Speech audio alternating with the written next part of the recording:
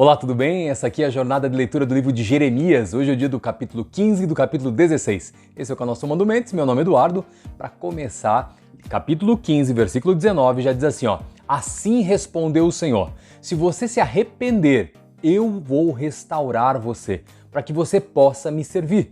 Se você disser palavras de valor e não indignas, você será o meu porta-voz. Deixe esse povo voltar-se para você, mas não se volte para eles. Quando o profeta Jeremias está trazendo essa palavra aqui nesse livro, ele está revelando o que o Senhor quer dele, o comportamento que ele quer dele, mas acima de tudo, o exemplo que ele quer que seja dado no meio do povo, confrontando o povo com o seu pecado e chamando a atenção para eles: olha, vamos mudar, vamos voltar ao que é bom, ao que é certo, ao que é correto. Só que, claro, o povo realmente tinha um coração muito endurecido.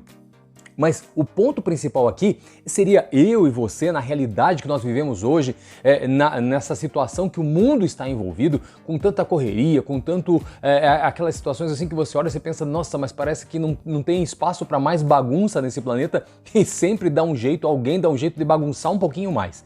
Então o grande ponto aqui seria assim: seja você, mas você mesmo em Cristo, só que não se permita simplesmente influenciar pelo mundo ao redor.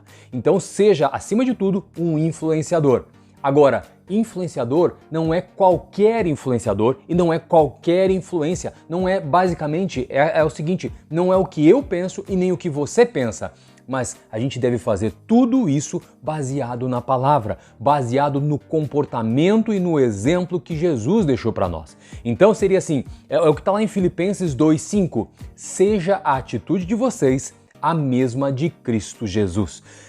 Ou seja, o exemplo aqui não é o meu exemplo, o seu exemplo, mas é o nosso exemplo em Cristo Jesus. Aí faz toda a diferença. Não é a minha opinião, não é a sua opinião, mas é ajustarmos a nossa vida segundo a Bíblia, é usarmos a nossa Bíblia que está ao nosso acesso como uma peneira onde passa nossas vidas e simplesmente fica o pecado, fica os erros, fica os maus costumes para fora e simplesmente sai um novo eu do outro lado. Mas isso é o que? É peneirar constantemente o nosso ser para que sim, haja uma purificação constante. Por isso que, é importante que a partir de tudo isso, né, então, essa situação toda, a gente entender que a partir disso falar com uma coragem, com a certeza acima de tudo do que é certo e não então do que achamos que é certo.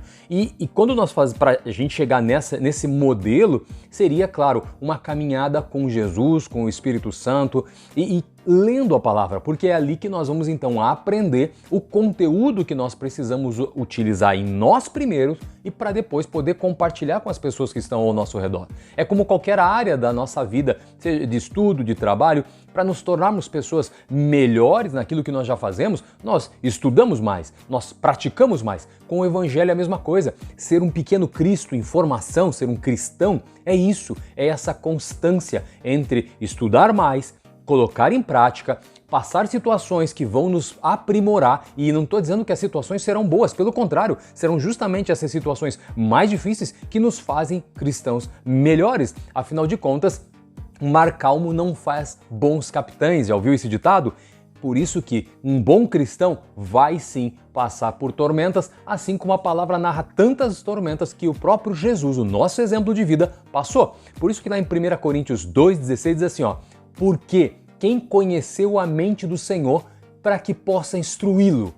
Mas nós temos a mente de Cristo. Significa dizer que não é as nossas razões que nós vamos fazer nossas orações e convencer Deus ou ensinar Deus alguma coisa. E às vezes nós estamos orando e buscando quase que inconscientemente dessa maneira. Mas o mais importante é converter a nossa mente, as nossas atitudes na mente de Cristo. Quando a gente pensa como Cristo, a gente age como Cristo. Agora, quando nós pensamos como nós mesmos, nós vamos agir como nós mesmos. Então significa dizer que quem vai prevalecer vai ser a carne. E isso vai dar muita dor de cabeça para as nossas vidas.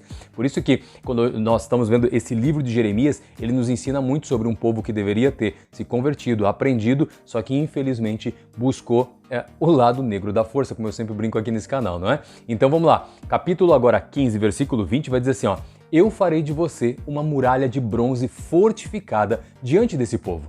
lutarão contra você, mas não vão vencer, pois eu estou com você para resgatar e salvar, declara o Senhor. Então não importa, o ponto aqui principal, não importa se nós estamos com medo. Não importa o tamanho da luta do outro lado, importa sim o tamanho do nosso Deus. Quando nós fazemos a nossa escolha correta, o lado certo que nós devemos estar, então não precisa se preocupar, porque nada vai prevalecer contra um filho, contra uma filha do Deus vivo, porque o Senhor Jesus veio, morreu, ressuscitou e vivo está justamente para nos fortalecer. E nós temos a Trindade aqui conosco para nos ajudar, Pai, Filho, Espírito Santo, nos ajudando nessa caminhada diária. E Jeremias capítulo 16, versículo 10 diz assim, quando você anunciar essas coisas, eles vão perguntar por que foi que eu resolvi castigar eles tanto assim. Eles vão perguntar de que crime somos culpados e que pecado cometemos contra o Senhor nosso Deus. Porque nós somos assim. Nós, quando somos confrontados com o nosso pecado, com o nosso erro, em geral, desde criança, nós temos a atitude de, primeiro, dizer que não fomos nós e, se possível, já achar alguém para direcionar, então, a culpa. Só que isso não ajuda em nada. Principalmente nessa questão, nessa situação que estava esse povo vivendo, era só reconhecer a condição de pecado e buscar a Deus novamente fazendo um conserto. Era simples assim para resolver o problema deles. Mas eles tinham um coração endurecido. E esse coração endurecido gerou para eles total destruição. O versículo 11 do capítulo 16 diz assim, então você dirá que a resposta do Senhor é esta. É justamente a resposta ao questionamento. Olha, para que tudo isso contra a nossa vida? O que a gente fez? E a palavra vai falar assim, os seus antepassados me abandonaram e foram atrás de outros deuses e os serviram e os adoraram. Eles me deixaram e não obedeceram simplesmente aos meus ensinamentos. Está vendo? Então, remetendo a quem deveria ter ensinado aquele povo o que era certo, ensinou sim o que era errado. Nós voltamos então à questão do exemplo de influenciar e não ser influenciado. Mas para influenciar e passar então o bom ensinamento, claro, aquele povo, os antepassados, precisavam sim ter tido um bom relacionamento com Deus, com a palavra de Deus naquele momento, porque você não tem como passar uma coisa que você não tem. Isso eu concordo, mas era obrigação deles conhecer o Deus que provia para eles tudo o que eles precisavam. Assim como você, como eu, temos toda a provisão, o Senhor tem cuidado de nós. E independente de qualquer luta e dificuldade que a gente possa estar passando, você sabe como Deus tem cuidado de você, como já encontrou a sua vida. E se você não teve essa experiência ainda, é só você, a partir desse momento, se ajoelhar, entregar sua vida para Jesus e buscar um novo tempo com Ele, confessando os seus pecados e buscando então, a partir deste momento, ser uma pessoa diferente. E olha só, esse capítulo 16, o versículo 12, continua assim: mas vocês fizeram pior do que os seus antepassados. Todos vocês são teimosos e maus e não querem me obedecer. Olha, teimosos e maus e não querem me obedecer. Mesmo ouvindo então o que era certo, mesmo sendo confrontado com seus erros, mesmo que então o profeta estava dando o exemplo que era para eles levar então essa palavra ao coração deles, e mesmo assim eles não aceitavam. E claro, eles continuavam fazendo os seus sacrifícios como se tivesse tudo bem. Só que aquela ideia assim, eles acendiam uma vela para todo e qualquer santo que pintasse na frente. Porque para eles era o seguinte: quem me atender primeiro tá ótimo. Só que com Deus não existe ele ser somente mais um. Ele tem que ser o único. Jesus é o único Senhor, é o único Salvador na nossa vida. Não existe outro. E se a gente substitui essa divindade dele na nossa vida, infelizmente, a gente vai estar entregando a nossa vida para o outro lado. Por isso que 1 Samuel, capítulo 15, versículo 22, vai dizer assim, porém Samuel disse: tem porventura o Senhor tanto prazer em holocaustos e sacrifícios, como em que se obedeça a palavra do Senhor? Eis que o obedecer é melhor do que o sacrificar, e o atender é melhor do que gordura de carneiros. Naquela época, o sacrifício, levar para o templo para fazer um sacrifício, um carneiro, era então aquela situação assim de cumprir a palavra e então pagar os seus pecados.